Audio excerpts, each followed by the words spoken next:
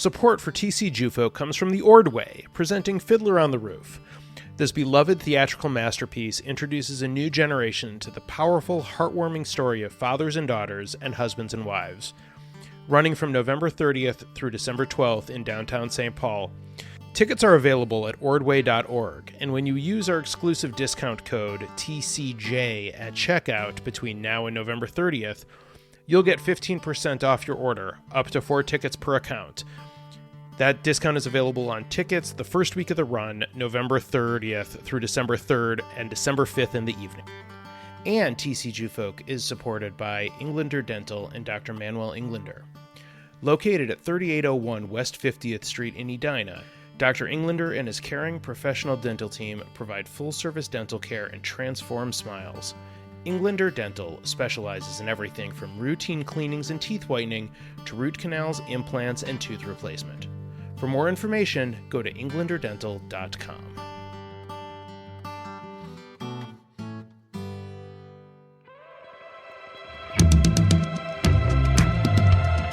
Welcome to this week's Who the Folk podcast. I'm Lonnie Goldsmith, the editor of TC Jufolk. This week I talk with Dr. Marina Rosenthal, a licensed clinical psychologist, couples therapist, and professor. We talk about how she got into her chosen field, how the pandemic has affected relationships, and her upcoming writing for TC Jufolk on this week's Who the Folk podcast. Dr. Marina Rosenthal, thank you so much for joining me on Who the Folk podcast this week. How are you? I'm doing great. Thanks so much for having me. So you are a therapist specializing in relationships. Yeah. I'm a clinical psychologist and I'm a couples therapist. I'm a professor. Wear a bunch of hats, but that's me. And soon to be TC Jufolk writer, but we will jump to that later because that feels vastly less important than all the other stuff. We'll get to that, but no, that's exciting too. So I guess let's start at the beginning. How did you get into this particular field? And obviously in the realm of therapy, there's lots of different roles you can play as a therapist in terms of specialty areas. Why is this the area you've chosen to dive into? Yeah. Well, I went into psychology because I wanted to do research. And the plan at that beginning stage of my career was to focus on research that really had a social justice lens to it. I studied and continue to study today sexual assault on college campuses and sort of how institutions like colleges don't do a good job of supporting survivors after they experience those types of events. And in the process of doing that work during my clinical training, because that was part of my degree as well, I started realizing that I could do that social justice work from the top down the way I was doing it with research, looking at the institutional response. But I could also do it from the bottom up, working directly with clients and doing that healing work. And as I did more and more of it, it became more and more appealing. So that's how I made my way into therapy in general. Couples specifically was kind of a happy accident. I had the opportunity to get some training in couples therapy to do what we call a practicum, a year-long experience, and receive training. And immediately it just clicked. It was one of really the most powerful experiences of my life. I felt like this is what I'm supposed to be doing. This is where my, unique collection of things I can offer the world just falls into place. I have a really high tolerance for people being in conflict around me, but me not getting drawn into it. And I think that immediately was really helpful. And I loved everything about it. And so from that point forward was constantly trying to figure out how I could see more couples. And now I see pretty much exclusively couples.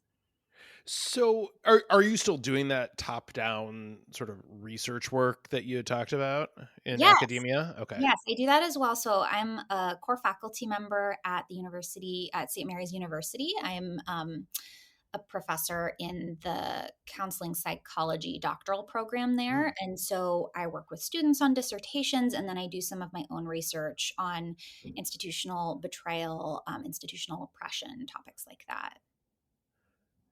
Okay, I feel like that just opened a whole other door. Yeah, So, I know. Like I said, I wear a lot of hats. clearly, how do you find time to juggle all of the different, hats that you wanna wear? Whether it's the couples therapy or the, mentoring students with their dissertations or, being a professor. How do you figure out how to sort of piece your life together around all those things? Yeah, that's the $1,000,000 question. I thought it might be, sorry. It is. No, Yeah. very practically speaking, there's a very practical answer, which is that I see clients on Saturdays and in the evening. And that's important just more generally working with couples. Often people can't make other times, right? If you have two people to schedule with and one or both of them has a more traditional 9 to 5, it's often not possible to see that couple during the daytime. And so I always knew if I was going to do this type of work that I would probably have to have some off business hour offerings. So I see clients on Saturday and I do an evening. And so that's how I fit that in and then have my role as a professor kind of fits during the week more. How do you remain neutral while you're having discussions where you're in sessions with clients? Because obviously that is your role, right? Is to be like a neutral arbiter in a way, You or am I overthinking this? I don't know that you're overthinking it. There's a subtlety in there that I think is really important. So it's not so much that I'm neutral. There's some things I'm not neutral on that I would take a stand on. There's certain behaviors in relationships that are straight up not okay. And it can be the role of a therapist to say that and to provide direct feedback about how behavior is actually showing up, the harm it's causing. What I see my goal as being in the room in the therapy space with couples is being able to see what's happening for them with a little bit of distance. They're in this whirlwind. Sometimes I call it a tumbleweed that it's like a conflict swirl that just gets rolling, it gets going, and it feels out of their control. And because they're in it, they're like in the eye of the tornado. They can't see what's happening. They can't Mm. see it. They're only seeing the little barbs and little bits of trash that are getting swept up into this tumbleweed. And so I see my role less about being neutral and more about like looking at that tumbleweed and being like, okay, here's what's happening for you two. Here's what's going on. Here's what I'm seeing. What happens next? What happens right before that nasty thing you say? Or what happens right after? And to look at the pattern as it is, as it's happening. Does that difference kind of make sense? I think it does. I think there's a definite distinction that can be made there.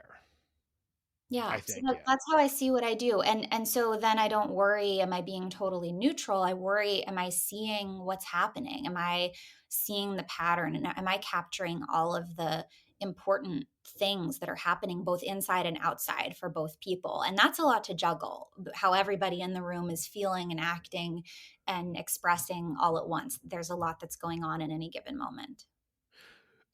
So I'm curious, from your perspective in the world that, the circles you work in, what have you seen from a relationship standpoint, an interpersonal standpoint among people over the course of the last couple of years with the pandemic? How has that change?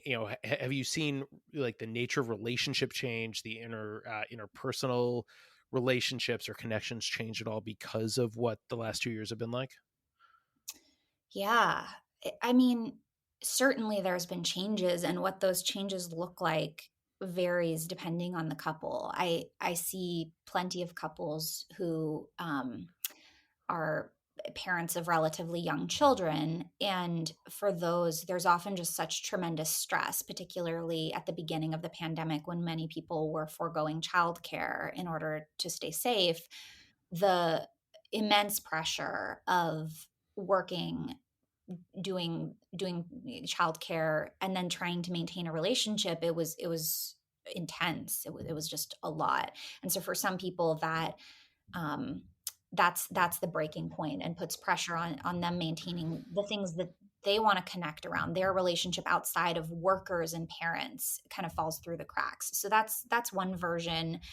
I think some people are thriving. Some couples got a lot more time together that they have craved for years. And this was the opportunity to have nowhere to go, to really actually look inward. I've seen a lot of couples who I don't think would have done therapy if they hadn't had the opportunity to be working from home and to schedule a lunch hour session, for example, or a 4:30 p.m. session that normally they would be commuting, but they can make it now. So it's kind of a mixed bag. It depends on the couple. Okay. Yeah, I wasn't sure if I think maybe you look at I think there's a possible temptation to look at the situation of spending all the time together, whether, where you're home together all the time, if you have jobs that allow you to do that.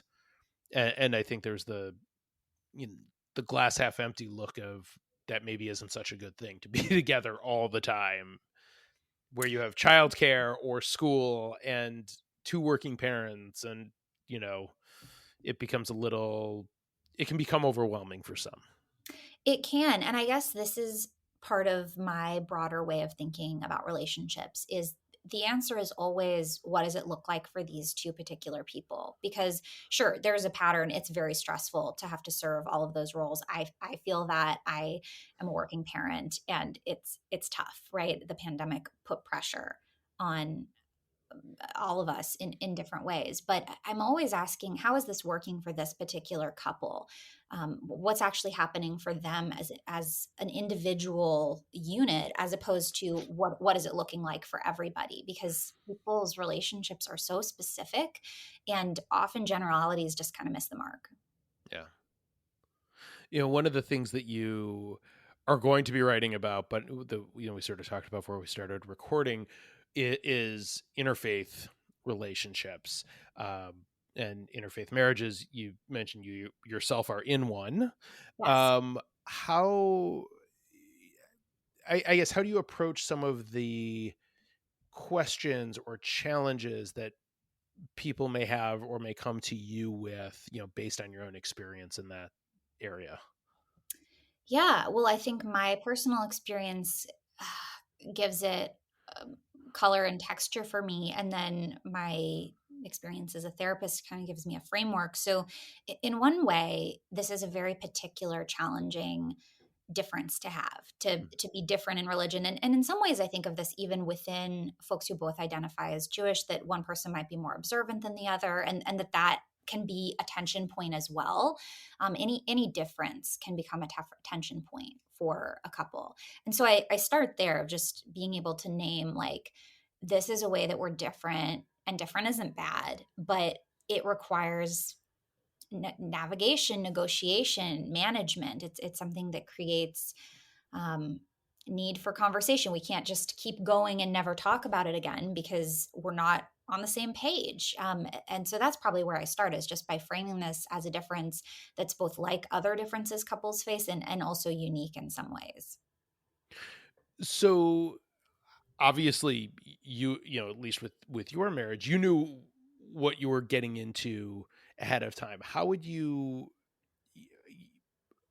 I guess, what kind of advice would you give to people who are dating, who maybe who are of different faiths, who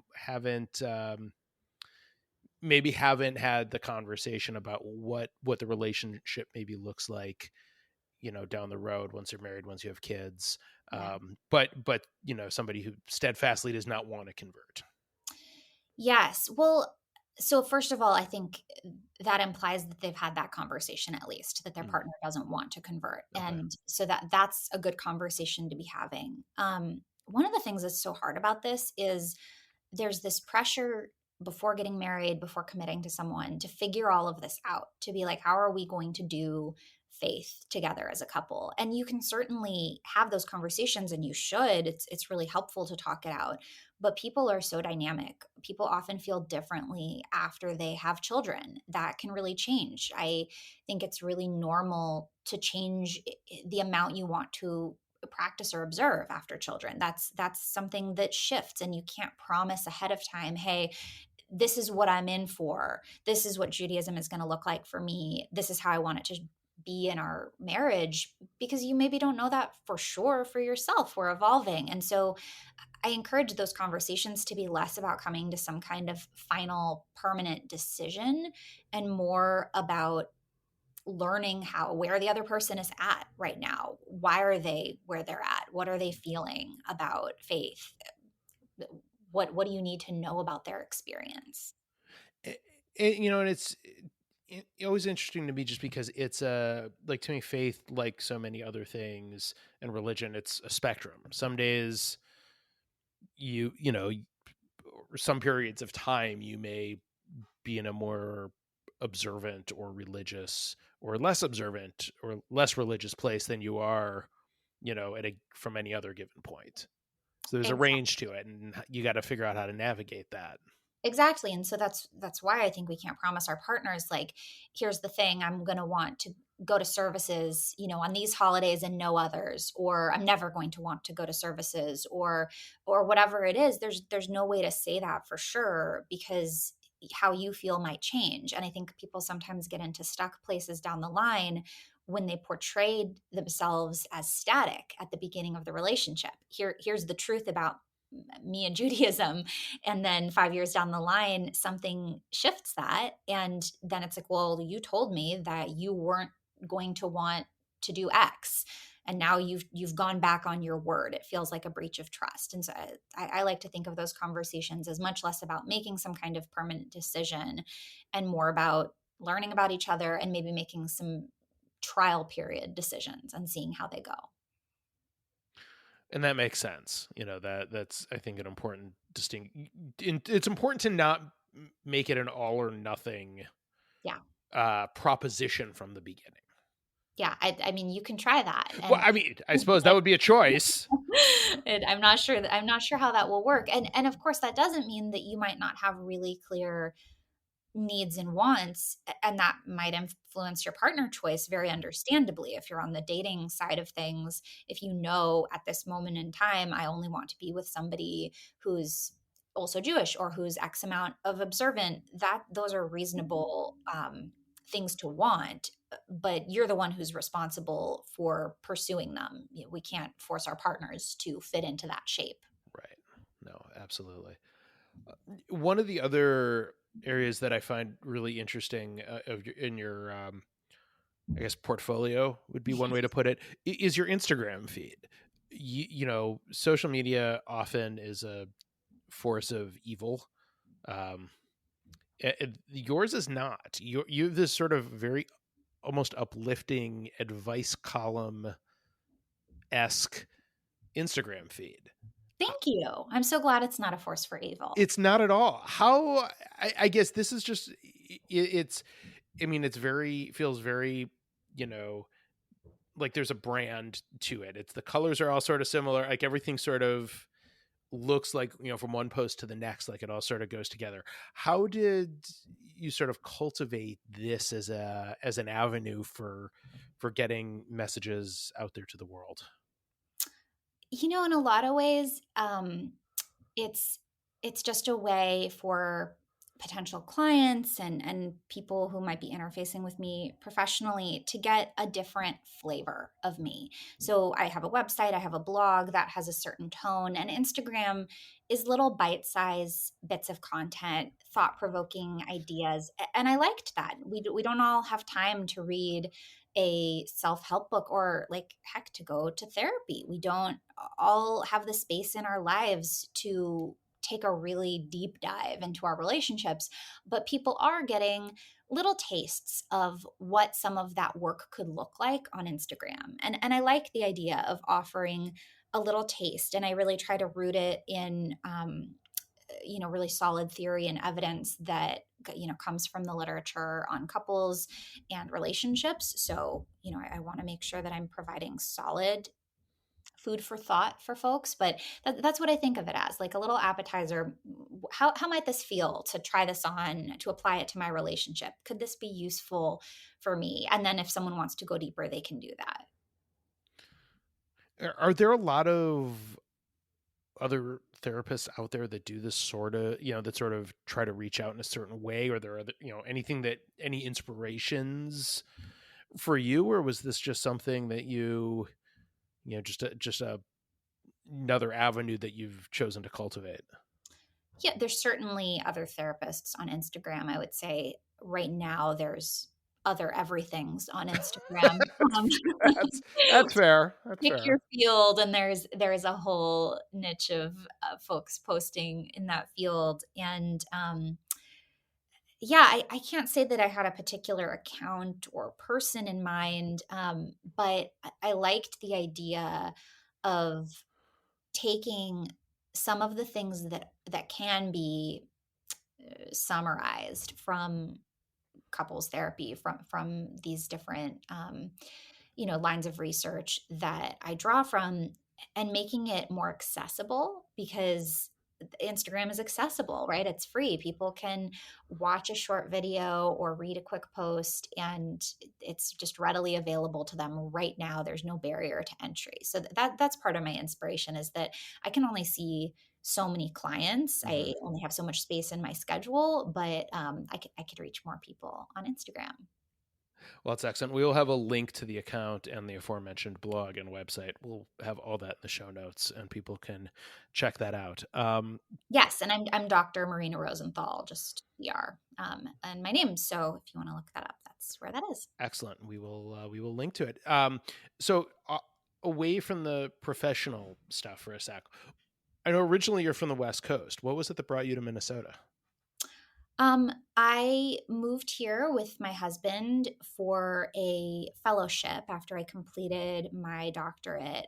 In order to get licensed, psychologists need to do an additional residency or postdoctoral year. And so I found one that I liked, at Hamline University here. And we were interested in trying out the Midwest. My husband's family is from Iowa. And so we thought, let's give it a try here, and ended up staying. We really liked it. The community here is great. So how long have you been here for? 3 years. Okay. Is it still an adjustment, or are you feeling pretty settled in? I feel pretty settled in. I took a kind of methodical approach to building community here. I think sometimes people move to a new place and expect to just magically feel like a member of the community. And I really tried to do the work on the front end of getting connected, making friends on purpose, treating it almost like a little part-time job. Like, how can I make this place feel like my home? Because I won't know if it feels like home until I put that work in. Right. So I did a lot of reaching out and friend dates, and just really all the ways to try and make connection and build community. And I think that helped a lot in terms of feeling like I'm home. Well, that's excellent.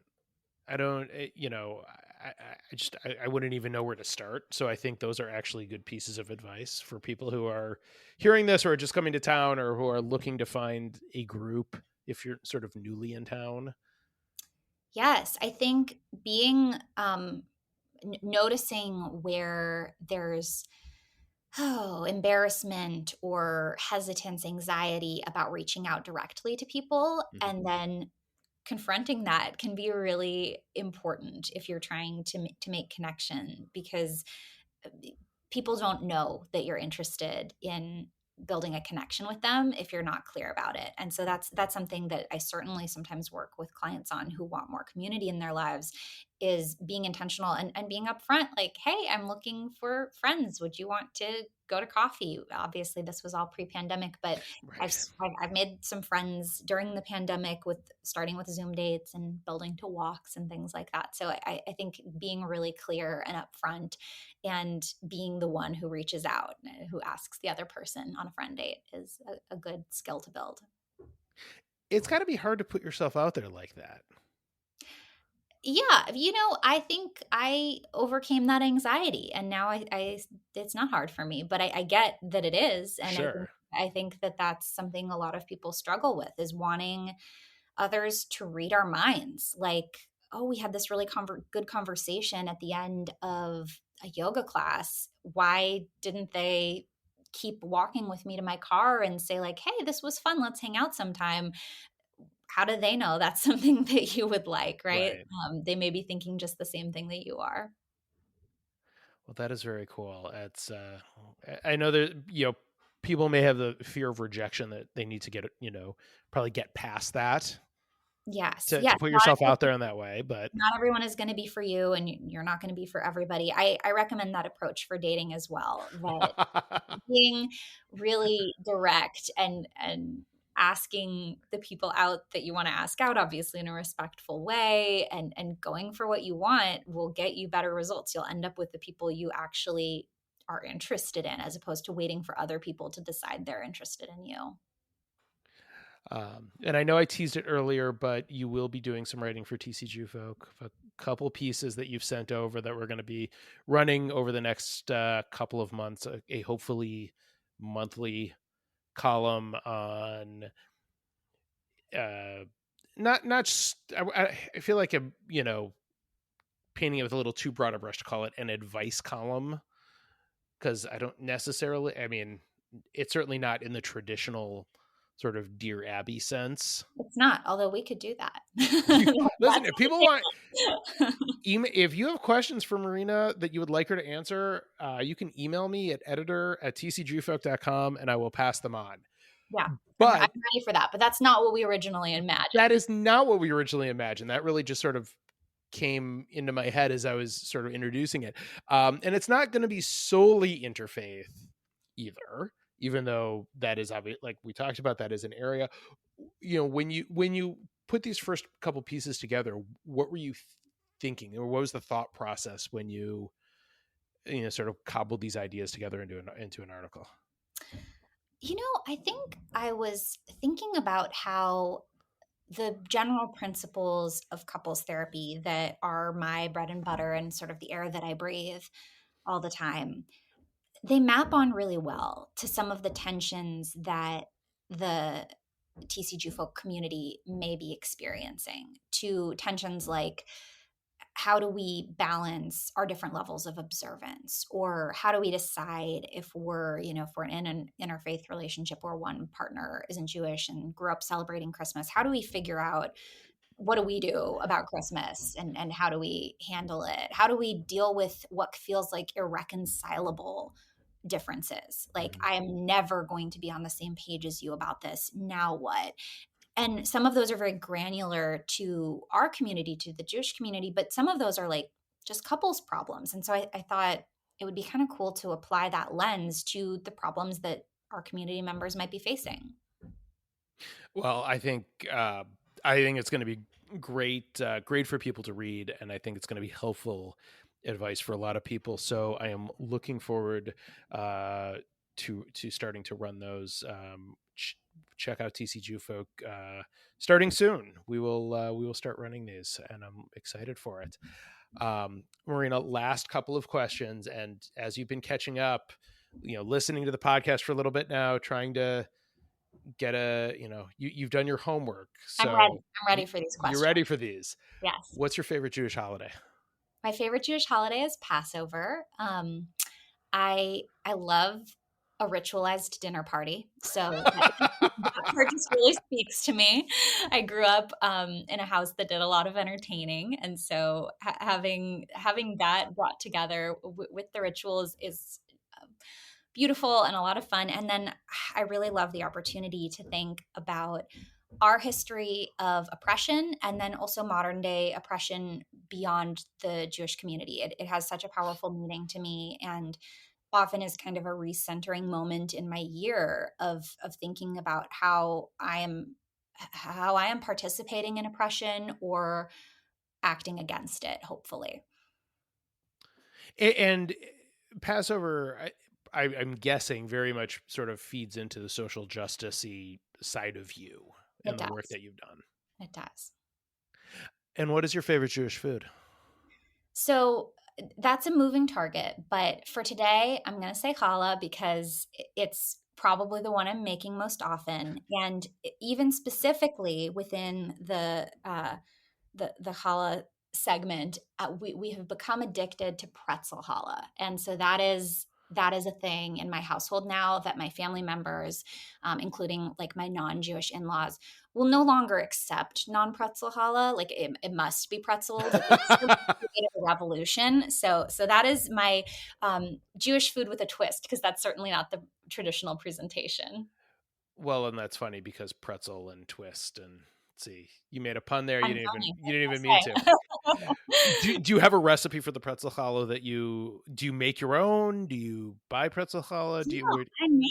I make it, and it's really just whatever recipe you like. And then before you put it in the oven, instead of just doing the egg wash, you dunk it in a vat of boiling water with baking soda in it. And Okay. this is a very stressful process, I will say. It adds a bit of high stakes element to the whole thing, because you have to dunk this challah into the boiling water, and then you have to fish it out, and that's a whole thing. But then once you get it out, you put it on your tray and you brush it with the egg and sprinkle it with lots of big crunchy kosher salt, and just bake as usual. So it's really just one final step, but it adds a really delicious malty flavor to the outside and give it a crustier feel. Ooh, excellent. I may have to try that. My concern is that I don't have like a pot with a big enough like opening to be able to dunk a whole challah. It may have to be done with like rolls, I feel like. You could totally do it with rolls. Listen, I don't either. I do not have a big enough pot, and I just stumble through, and it ends up looking kind of funky, but it's okay. This is how it goes. All right. Well, I may have to be daring and try it the next time I have to. Be brave. I have Yes. to make. But maybe not, because it's possible that your family will reject all future iterations. I've been making the same recipe of challah for a while now, so I think any variation on that may upset the balance of things. I get that. Well, and I have to add too. So I have a toddler, and he's talking now, and he hasn't totally figured out the difference between when challah is in its dough form and when it's in its finished baked form. And so he calls it dough intermittently. He also says ha sometimes. So he's getting it. But that was his first 3-word sentence was, "More dough, mama." So he likes it too. That is very cute. Dr. Marina Rosenthal, thank you so much for joining me this week and, doling out advice and wisdom. And we are looking forward to reading more of that on TC Jew Folk starting soon. So thank you so much. Thank you so much for having me. It's been a pleasure.